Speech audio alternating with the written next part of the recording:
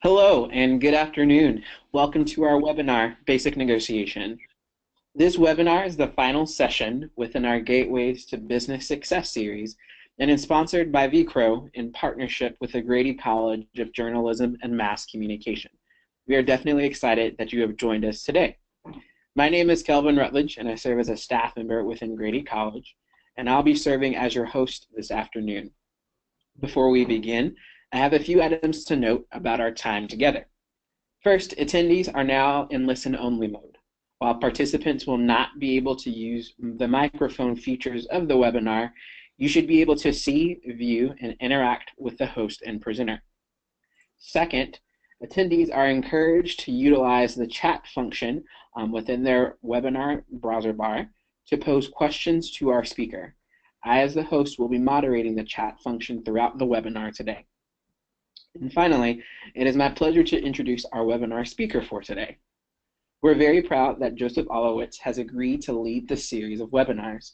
He is a graduate of the University of Georgia and for over 25 years was part of the global management team responsible for revenue growth at the digital agencies US Web/CKS, March 1st, and Digitize LBI. More recently, he has been providing his expert guidance to companies of all types and sizes, from startups to huge holding companies.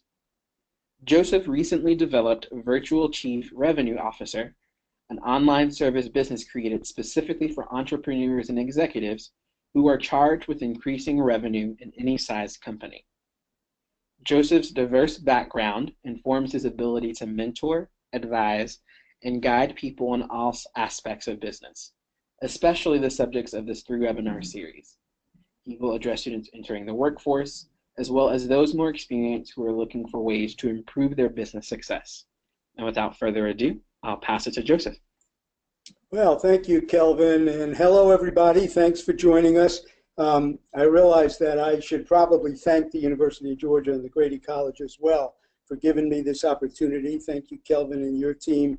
It's really been fun to do this and an honor to interact not only with a bunch of students, but with people who are not students who've tuned in from time to time and are on this webinar as well.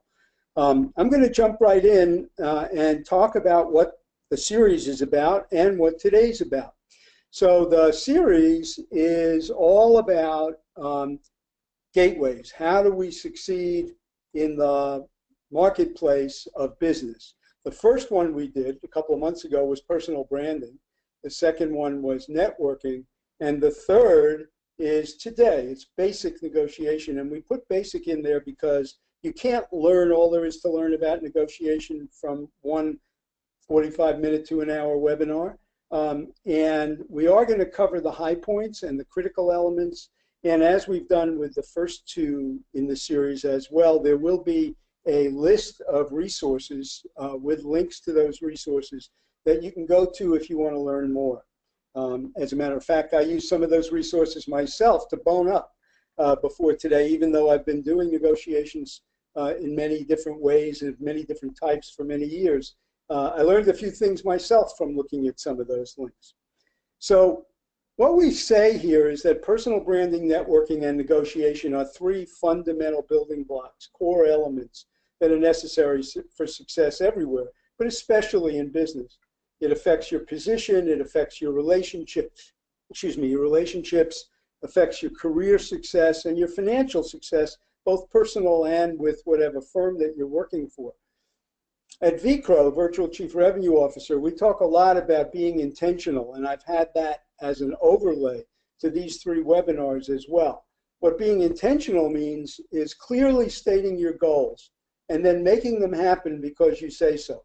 If you clearly articulate your goal and your intention of what you want to have happen and use that as your guide to decision making along the way, you can in fact have an intended result happen because you say so. And we're going to talk about that with regard to negotiation as well. So what can you expect today? We're going to talk about what negotiation is. We're going to talk about some of the common myths and misunderstandings. Talk about setting goals and objectives for negotiation. Some tips and points of view about how to negotiate successfully. And then I have a list of things that I consider the core points that I pull out of today's presentation to summarize them at the end as the fundamentals, the things that are really important, in my opinion, to take away. And then the resource links. And we'll have opportunity for Q&A at the end. And as Kelvin said, if you want to type your questions into the chat box throughout the webinar, when we get to the end, Kelvin will manage presenting those, and I'll do my best to be able to answer them. And there will also be a video of this presentation made available to all participants. So when you take a look at the video, you'll have access to the resource links as well. So I want you to know before I start that I have a point of view. To me, what negotiation is about is win-win. When I talk in a little while about the different classic types of negotiations, you'll see that there are lots of points of view about negotiation, that if one person wins, someone has to lose, or that what it's all about is winning, or different points of view. For me, negotiation is all about making sure that there's a win-win, that everybody walks away feeling that they won, at least at some level, even if something had to be given up. And we'll talk about that as we talk about the types of negotiations. So what I've learned over the years, and what's come up for me a lot in preparing for today, is that people's thoughts about negotiations vary all over the place. So if I asked you, what's your first thought when you hear negotiation, what would you think about? Yeah, think about it. What pops into your mind? And compare that to what I'm about to put up. What happens for you when you think negotiation? Here's a list of common reactions to what is negotiation. It was a word cloud originally, but I broke it up into a more readable list and highlighted some of them in size and in colors so they would stand out. These are some of the things that pop out for different people. Different people have different points of view, the same way my point of view is win-win. By the way, in a moment I'll tell you what my first exposure to negotiation was, and it was a long time ago at the University of Georgia when I was a student. But you know, there's an overlying thought for most people. A lot of people think that it's a hassle. Negotiation is just a hassle. I don't want to bother. I don't want to have to negotiate. And then as a result of that, they often feel like they dislike negotiation because it's a hassle. Does that ring true for any of you? Well, if any of you are attorneys, you don't mind, because an attorney likes to negotiate. An attorney usually gets paid to negotiate. And sometimes they're negotiating for themselves, but often for their client. And that's a different thing. Some people do like to negotiate. And most people would rather not have to, but it's a fact of life. So let me tell you, before we talk about the different types of negotiations and the different places where we negotiate and how to negotiate, what my first thought was about negotiation. I took a course at Georgia in labor economics. My professor has passed away for a while, and his name was Nicholas Beatles. And there's now a chair named in his honor at the Terry College of Business at the university. But I remember vividly sitting in a labor economics class when he was talking about negotiation from an economics point of view. This was not a course in negotiation. And he said, you know, there was this union negotiation that I participated in, he said. He participated in. And we went in this room at this hotel, and the door was closed, and we had this negotiation, and in about an hour we had finished the negotiation, and management and union was represented, and we looked at each other and we said, wait a minute, that was too easy. We can't possibly, I don't know why that's popping up, sorry about that. We can't tell everybody that we came to an agreement so quickly because they'll think we didn't fight hard enough. The people who are backing management will think management didn't fight hard enough. The employees will feel the union didn't fight hard enough. So let's kill some time. He told me they literally played gin while they waited. And then every now and then they threw a few chairs around. Can you believe that? To make noise, to make it sound like something was going on. And many hours later, I don't remember the number of hours, they walked out and announced that they had come to a conclusion. Well, what did that mean? It meant to me theatrics. I thought that negotiation was all about theatrics. And I carried that around with me for a long time. I was a college student. I had some experience in business because I had grown up in a family business, but not a lot. And I certainly hadn't been involved in a lot of big negotiations, or a lot of negotiations for that matter. But that's what I took away with me. So you want to be careful about preconceived notions, because as you'll see today, there are a lot of things going on when a negotiation happens that you may or may not have taken into account. What does it mean to negotiate? Well, the Merriam-Webster dictionary says it's to confer with another so as to arrive at the settlement of some matter, or to arrange for or bring about through conference, discussion, and compromise. Now, obviously, if everybody agreed on everything, there would be no need to negotiate.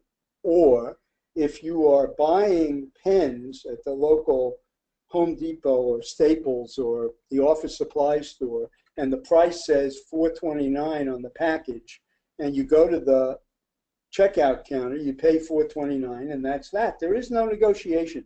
It's pretty much agreed upon. But if you were buying 1,000 boxes of those pens, you might want to have a conversation with someone to see if you could get a better price. Things might vary that would bring up a need to negotiate.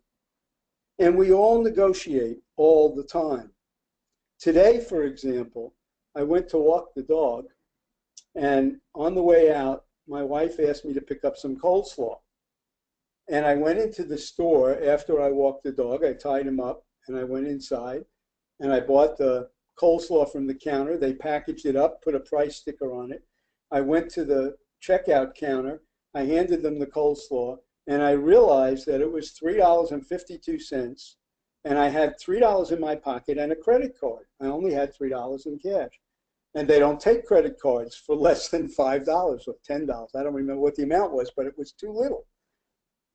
And I had a choice. I could put it down and say, I'm sorry, I can't buy it, and walk out and have to either go home empty-handed or come back. Or I could have a conversation, and I did. I said to them, I'm sorry, I don't have $3.52. I have $3. Or I'll gladly give you my credit card if you're willing to take it so I can pay the full price.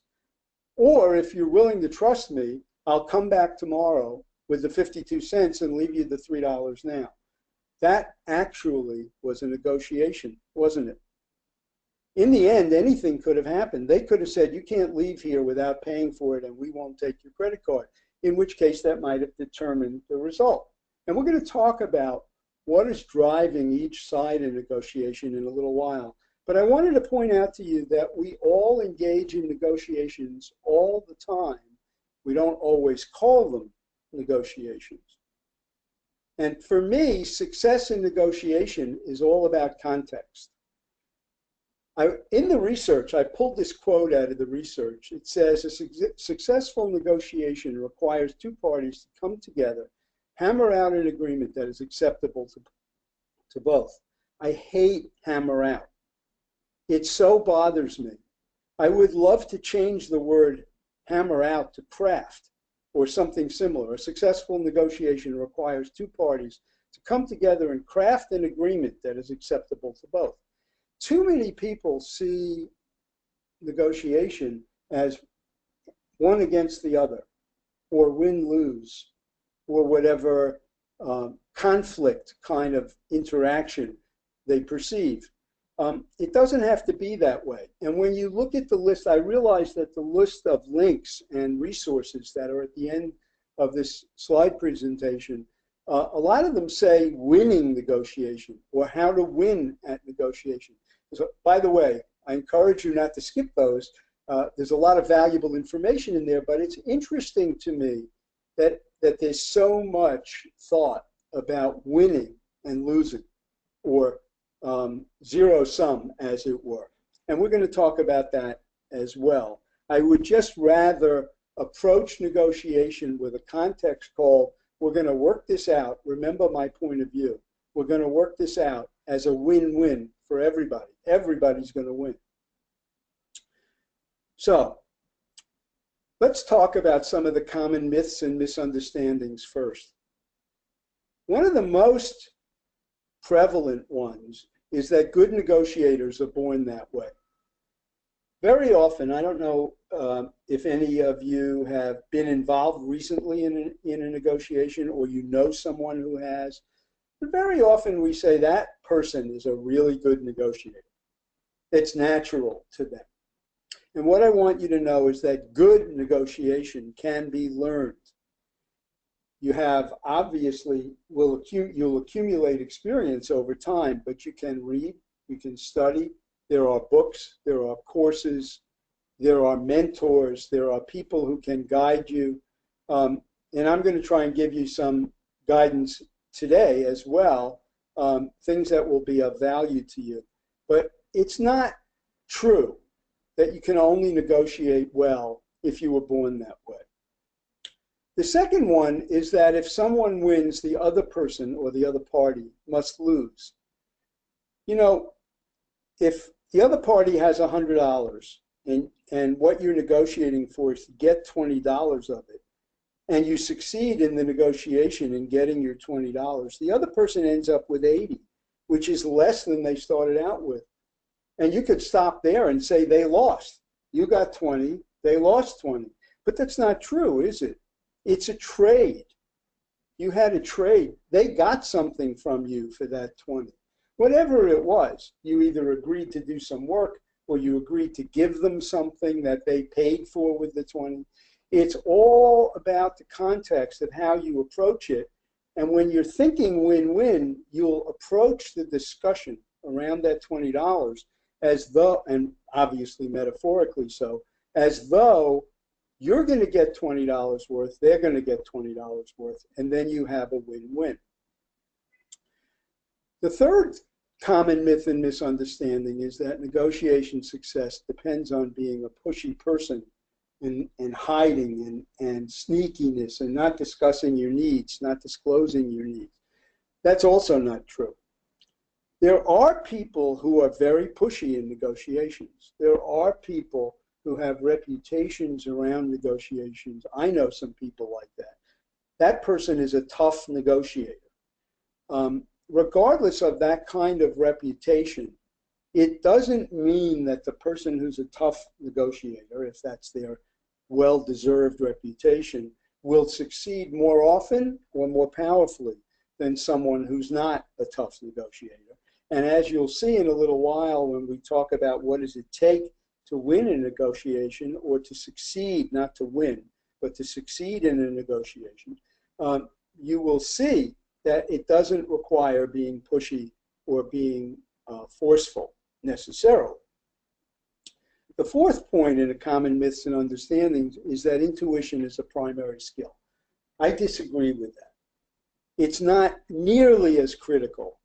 Look, before we start, intuition is valuable in anything one does, including negotiation. But it's not near as valuable as preparation. And I'm going to talk about how to prepare for a negotiation in a little while. It's not near as valuable as being a good listener.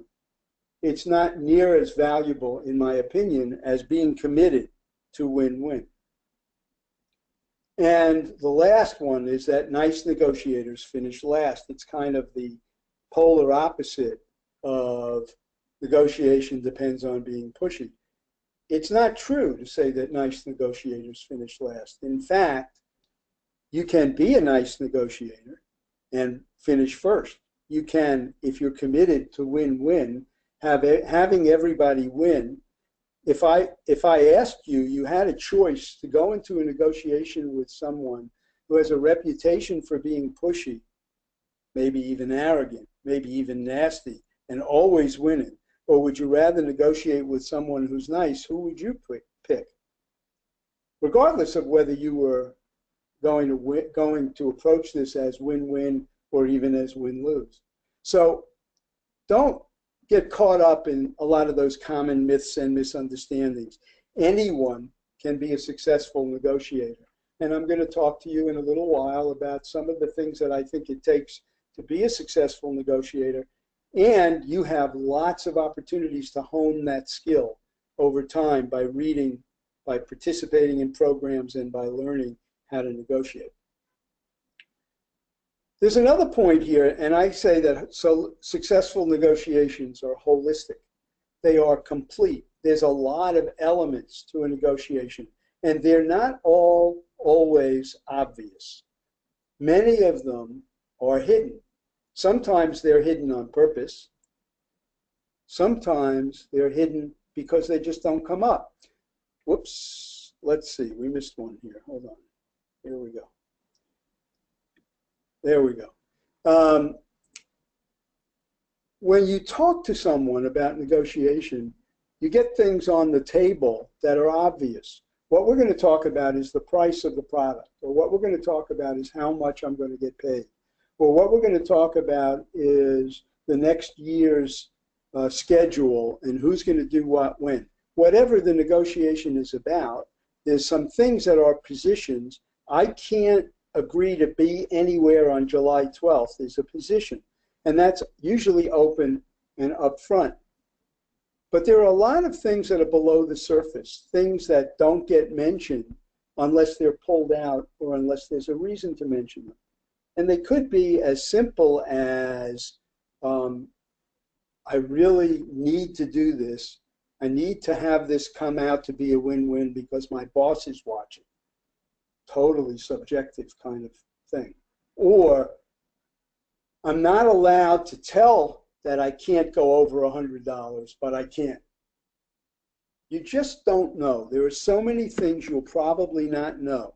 Maybe the person on the other side had a fight at home that morning and can't focus and is angry, or whatever the subjective psychological impact is. So the way to deal with those things is to probe and listen, and then listen behind the statement. Well, oh, I see. That's important to you. Why is that important to you? And make sure that you understand the situation. As you'll see in a little while, understanding and articulating the problem as you do your research in advance is critical.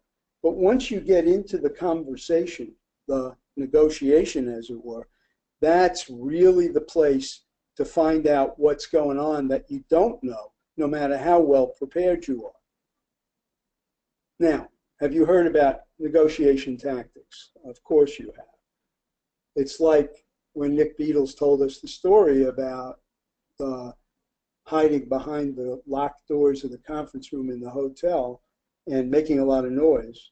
But it's also, there are other aspects. Different people use different tactics. There are things they do that they think will help them succeed in the negotiation. For example, in this particular cartoon, it's, okay, they gave everybody a little teddy bear as a negotiating tactic. And then the advice is stay focused and try not to snuggle. In other words, try not to give in to the fact that you like this snuggly teddy bear that you've got. That's positioning. That's tactic in response to tactic.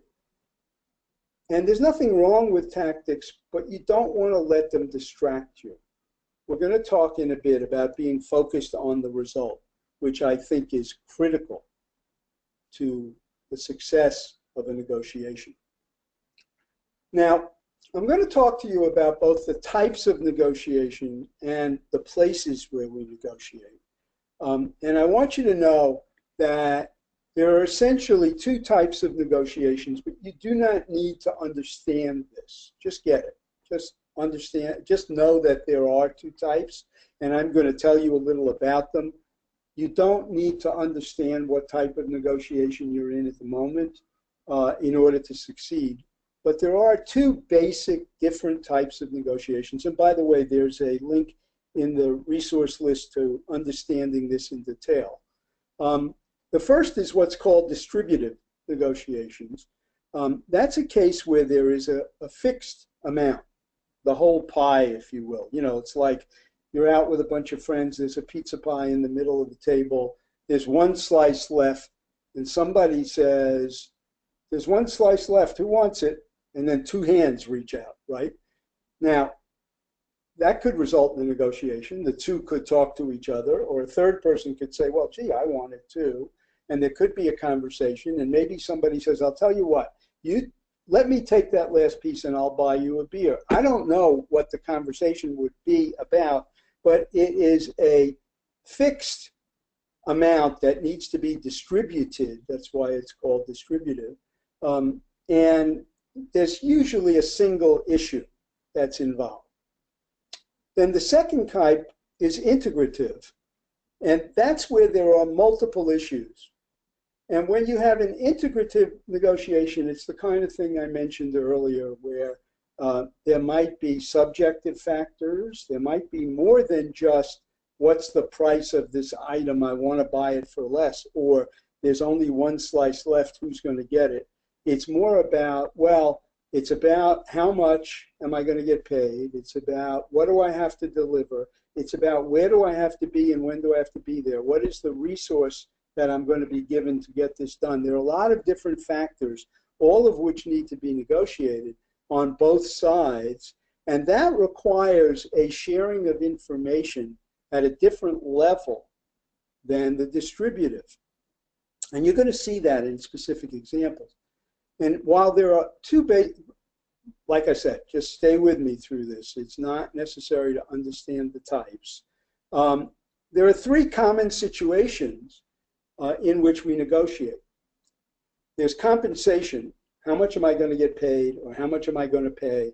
It has to do with fees, has to do with salaries and benefits and bonuses and things like that. The second one is pricing. It's like, how much am I going to pay for this item, or how much are you going to pay me for this item, or for my service, or whatever it is that I'm selling. And then there's personal issues. Do I get, I understand that we're talking about how much I'm going to get paid, but do I get a corner office? Do I get the ability to take Fridays and work from home? Whatever the personal issues are that are different from compensation and pricing. And we're always negotiating. Like I said about the coleslaw earlier, we're always negotiating. And sometimes the negotiation is very simple and very personal, like the coleslaw, and you don't even call it a negotiation. And sometimes it can be theatrical, it can be a big thing, it can be a major issue. Maybe somebody's jumping up and down on the table. Maybe somebody's screaming. I don't know, but from one extreme to the other, we are always negotiating. I remember notifying a team once, before we went into a negotiation together, that I might excuse myself and leave the negotiation because I didn't want them to be shocked. But I had prepared extensively for this negotiation. I knew the other person who was leading the other side of the negotiation and what I thought was important to them. And I had a walkaway position, and I knew that I was willing at one point to have my walking out of the room be the end of the negotiation. Yes, it was a little bit theatrical, and it was pre-planned, but it was backed by substance. It wasn't theater for the sake of theater. So it was my way. If I got to the end of my wits, it was my way of saying, I'm sorry, I'm not going to be able to continue because this is not working, and get up and walk out. My hope was that my team would be able to pick it up and say, he really feels strongly about this. What can you do about it? And in fact, that's what happened. We ended up with a give on the other side that we didn't have until that time. Now, where are we always negotiating is everywhere. I think it's going to become my watchword here. I'm going to start saying the coleslaw moment, right? But let's talk about work first. It's your salary. Maybe it's a raise. Maybe it's your starting salary at a new job. Maybe it's a promotion to a new position. Maybe it's a negotiation with your team about getting something done or needing them to work on the weekend or getting some other team to join in and support or getting someone else to support your team. Or maybe it's about physical location. Could be anything from, well, we can't work here, we need a conference room dedicated to us. Or maybe it's about you personally. You want to take advantage of the fact that the company has an office in Paris and you'd like to move to Paris. And maybe it's just some time off. Maybe you're working too hard, you need a vacation. Whatever it might be, there are all kinds of issues that come up. And every one of those conversations is probably a negotiation. It could be as simple as, I need a vacation. I'd like to take off from January 25th to February 5th. Is that okay? And you might get a yes. Well, guess what? You asked for something, you got it. Okay, there was no back and forth. But it was a negotiation, because if you hadn't asked and gotten a response, you wouldn't have what you want. And then when you think about personal, there are different levels. There's family. You're constantly negotiating with your partner, if you have one, or your parents, or your siblings. And it could be about anything. It could be about who's doing Thanksgiving. It could be about, I'm doing Thanksgiving, what are you bringing? It could be, will you babysit? It could be, will you lend me $1,000? It could be anything. It's all a negotiation. And maybe it's with a service provider, or maybe you're going to buy a car. If you've ever bought a car, it's infamous in many dealerships about the salesman and the process that salespeople in car dealerships go through. And would you be able to negotiate, or are you at their mercy? If you're buying a house or renting an apartment, can you negotiate the terms? They say this, that, this is what you get and this is what it costs. And you say, well, I need to have the windows cleaned, or I need this, that, or the other thing. It's all a negotiation. Even though the price on that $4.95 or whatever number I used, box of pens, that kind of thing is usually not negotiated because it's a small amount, it's insignificant. But if you walk into a big box store and you want to buy a $2,000 television set or a $1,200 refrigerator or whatever it might be, you would be amazed at how often, if you just ask, you can get free delivery, or you can get the price cut a little bit. And it depends. It might be the first of the month, and they're looking at 29 days to meet their quota, or it might be the 30th day of the month, and that sale to you will put them over quota, and they'll cut the price just to make the sale. You just never know, but it's a negotiation. And the same thing's true with friends. You go out on a date, you have a conversation. Should we go here or should we go there? I'd like to go to the movies, but I'd like to go to dinner. The same thing's true with your friends. If you get 3 friends, you got 3 different choices for dinner. You've all been in that place, right? I have. Maybe you want to borrow some money from somebody. Or maybe you want to share something or go on a vacation together.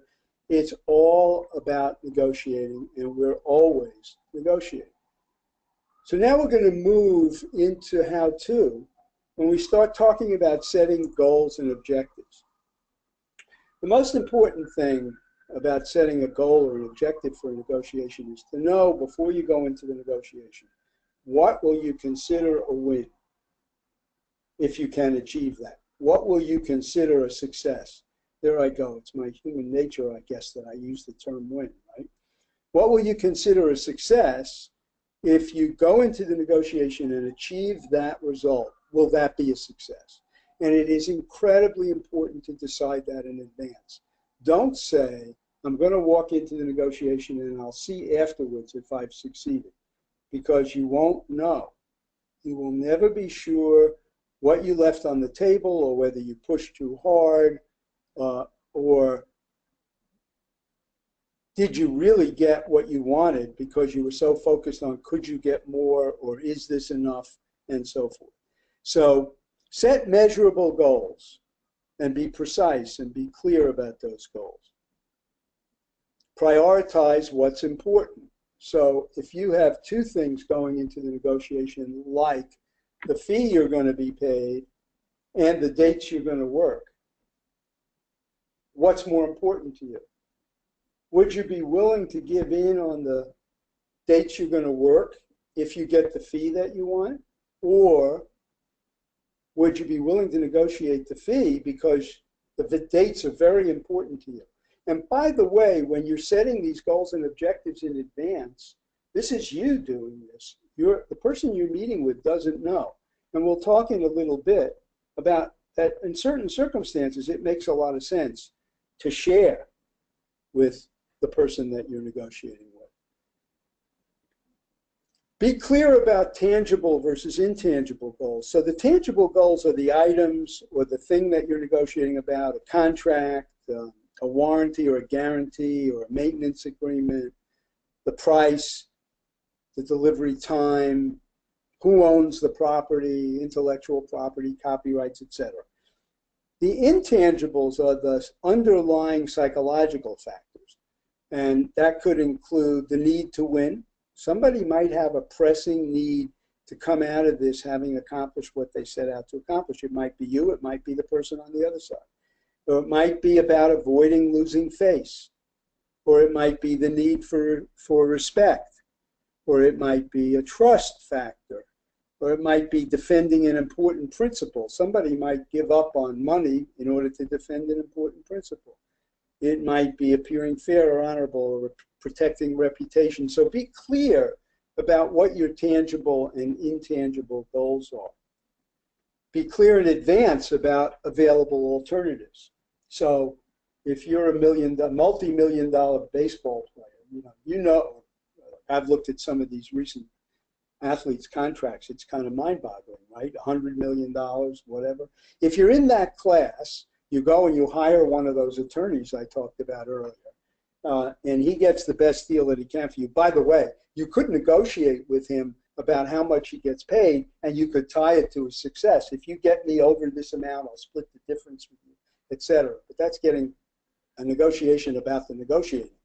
But be clear in advance about your available alternatives. So if you're negotiating for a job, you're going to be in a very different place if you know that Mary's willing to pay you $100. I'm deliberately using non-relevant amounts because I want to focus on the principle, not the amount. If Mary's going to pay you $100 and you're negotiating to get $120 from somebody, it's going to be a very different negotiation inside your head. If you know that you could turn down less than $100 because you've already got $100 in the bag. So be very clear about what your available alternatives are. If you think you could get $100, but you're not sure, it's not the same thing. Now, there are 4 rules that I like to focus on for achieving win-win. Now, I don't mean to say that these are the only 4 rules, and I don't mean to say that there aren't other things that will help you achieve win-win, but there are 4 rules that I find should govern achieving a win-win in a negotiation. The first is to preserve relationships. If you're focusing on the problem at hand and not the person that you're negotiating with, it won't be about whether you like them or they like you. It'll be about, can you solve the problem at hand? No matter what happens, there will be a win-win. But if you get caught up in the need to like or be liked, you won't be able to preserve the relationship. Understand the reasons behind any bargaining position and look for a hidden agenda. Remember that slide earlier with the bulk of the reasons being below the surface. There's a lot that you won't hear about, and there's no reason why you can't ask. So if someone says, this is the most important thing to me, it's not bad. As a matter of fact, it's very productive to say, could you tell me why? I'd love to understand why. Because in the conversation, you might discover a creative solution, something that you could give that person that wasn't part of the original conversation, but that could completely shift the balance of achieving a win-win. Brainstorm alternatives and options in advance and explore what-if scenarios before you even go into the negotiation. Well, what if that person says to me, I know I told you I'd pay you $100, but I'm not going to pay you $100. I'm going to pay you less. How would you react to that? Now, you can't possibly anticipate all the things that might come up. There are always, well, I shouldn't say always, I guess that's not fair, but there are usually things that come up that you didn't anticipate. But by brainstorming in advance and by exploring possible what-if scenarios, you can anticipate and prepare yourself for how you might react to those things that you didn't plan for. And define the best case and worst case in advance. So what I'm going after is $100. If I end up, I'm sorry, it's $120. I'm trying to make the examples remain consistent. I'm going to go for $120. And if they offer me $99, I'm not going to accept it. I'd rather walk out without a deal. $100 is the bottom. What that means is you're clear in advance about your walkaway position. What is the place where if it goes that low, you'll walk away? Not necessarily literally walk away, but that's where you stop negotiating. And you say to someone at that point, I'm sorry, but that is unacceptable. I can't go there. I'm here to negotiate above that level with you. And if we can't negotiate above that level, we don't really have a conversation. Now, you know, there's a story, I don't know if it's true, but I've heard this story many times about the original Rocky, and that Sylvester Stallone was starving at the time. He had written the story, and he was ready to sell it to a studio, and they were ready to buy it from him, and they were going to give him a lot of money for it, and he was really in deep trouble. He needed the money really badly. And what he said to them was, I'm not going to sell it to you unless I get to star in the movie. I wrote the movie for myself, and I'm going to star in it. And it was a very bold negotiating tactic. But he had decided in advance, no matter how badly he needed it, that was his walkaway position. And he managed to succeed in getting himself to star in it. He was an unknown. He had never been in a movie before. But they wanted the script badly enough that they took a chance on him. And of course, the rest is history. So you need to be clear about your walkaway position. Now, in the same way that these 4 rules are not be-all and end-all, I've also listed 8 steps to negotiation success. And I'm going to move through these real quickly so we can get to Q&A. The first is to analyze and understand the problem. Make sure that you understand why are you negotiating. Why aren't you just transacting business without a negotiation? Something is not agreed to. What is that? How clear are you about what it is that's caused the need for a negotiation? Be prepared, knowledgeable, and up to date. Read. Understand the person you're negotiating with. Understand their business or their situation. Listen carefully and know when not to speak. There's also an interesting link in the resources about knowing when not to speak in a negotiation. Communicate openly and honestly. Be aware of your reputation. When you negotiate this time, it's not going to be the last time you negotiate.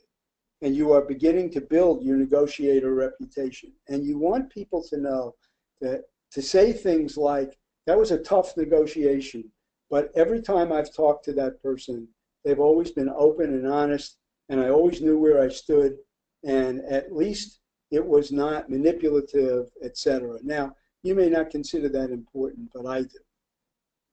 Focus on solving that problem that you understood, and not on winning, because winning implies that someone else will lose. Avoid emotional reactions. Don't lose your temper. Don't fight. Don't get emotional. Just notice when you've been offered something that you consider insulting, and react however you react. Build trust. Be authentic and honest. And then, really important, for all your preparation, be open to discovering new solutions that might appear on the spot. They might come up in the conversation, something the other person didn't think about, something you didn't think about, but you can be very creative on the spot. So during the course of this presentation, I've talked about a lot of different things. Here are what I consider the real fundamentals. Be prepared. I can't say this enough. As a matter of fact, I think it's the next bullet point. Also, be prepared with deep research and understanding. Read, make sure you understand the problem, make sure you understand the possible point of view the other person will take. Be very clear about what your goals and walkaway points are. Deep research and understanding. Be prepared with what-if exercises. That will minimize the amount of surprise that you experience. Think win-win. Even when you're dealing with a distributed negotiation, you know, a thing when there's a fixed amount, like the pizza pie slice. But think win-win. How can I get that piece of pizza and have the other person or people win as well? Listen very carefully and know when to stay silent. Be authentic, be truthful, be honest, be goal-oriented. You've set some goals in advance. Remember your goals. If they offer you early on what you came for, recognize that and know that you've already got a win, and the rest could be gravy. You could end up with a better deal than you expected. But be aware of your goal. And be respectful and cooperative throughout the process. These are all things that will help you negotiate. It is not, as we said in one of the first slides, an antagonistic interaction. You don't need to beat somebody up. You don't need to force agreement. You can come to agreement in a win-win scenario by a cooperative conversation with someone. So I'm going to get to the questions and answers. This is the selected resource links that you'll see when you get to the video. And Kelvin, do we have any questions? And so for anyone that, for all of our participants that are still with us at this point, know that, again, that you can still use the chat feature to provide questions, and I'll be monitoring to that as we move forward. But the first question, Joseph, I want to pitch to you is that you mentioned approaching two different types of negotiations differently. How do we know which one we are in? Okay, that's great. So remember what I said when I talked about the distributive negotiation, the different types of negotiations. It doesn't really matter. You don't need to be intellectual about it. You just need to know that when you do your research, you will discover that you're either negotiating about a single slice of pie, and somebody's going to, oh, by the way, I just realized, the single slice of pie could be split, couldn't it? It could be split into two slices. So it's not about the type of negotiation that you're in. It's about what is your objective, what is your goal, and what is the other person's objective and goal, and what will they consider a win. I've been in negotiations where I've said to someone, you know, we've been talking for an hour. It's very clear that I want A and you want B. And it also seems like we're having trouble coming to agreement. I just had a thought. How would you feel if we did C? You know, and I'm not thinking about whether there's a restricted or limited amount or distributive type or what the type of negotiation is that we're in. What I'm thinking about is win-win. That's more important to focus on than the type of negotiation, and it's why when I got to that, I actually thought about leaving that point out. But I decided not to because I thought it would be good for everyone to know that there are different types of negotiations. Great. Joseph, what do we do if, after following all of your suggestions, we still aren't getting what we set out to achieve? Okay, that's a great question. At some point, you may need to re-look at your goal.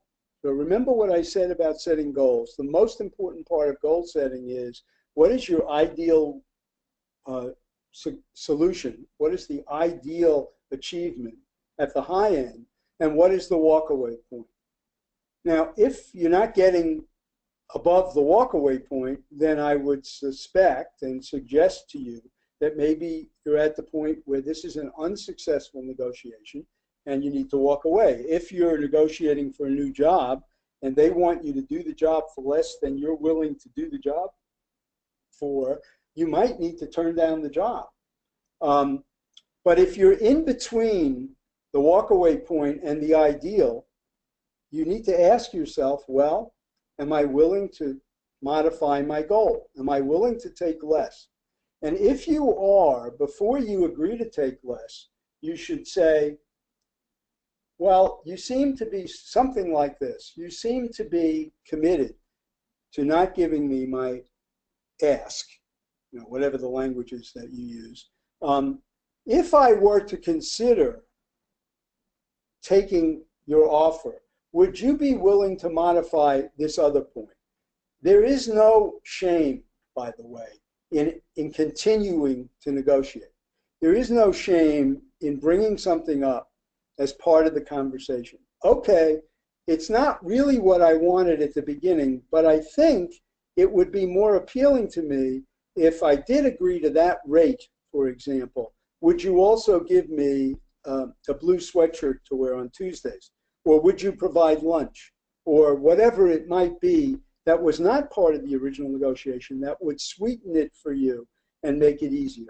And if you can't get those things, if the ultimate answer is you can't have what you want, you can only have what I'm offering, and it's in between the walkaway point and the ideal, you need to make a decision. Are you willing to accept that? And if you are, you accept it. And if you're not, you say, I'm sorry, I can't do that. And that's an unsuccessful negotiation or an incomplete negotiation, because you could look for a way to go home and think about it. Can we pick it up tomorrow? There are any number of ways you can handle it. Ideally, you want to complete it on the spot if you can.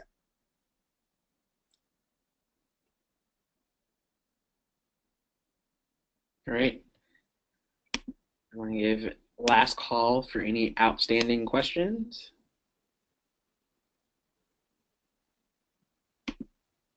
Okay. If there's no more questions, we will send you within 24 hours, 48 at the most. As soon as we get the video loaded, we'll send you the link to that. We will also include the links to the first two webinars in this series. This is the third and final one in this series. And we thank you very much for participating. You can here see my email address and Kelvin's as well. Feel free to send us questions if you have questions or any comments. We welcome that. We look forward to it. And Kelvin, is there anything else we need to say at this point? I think you covered it. Thanks so much for everyone for attending. Okay, bye everybody.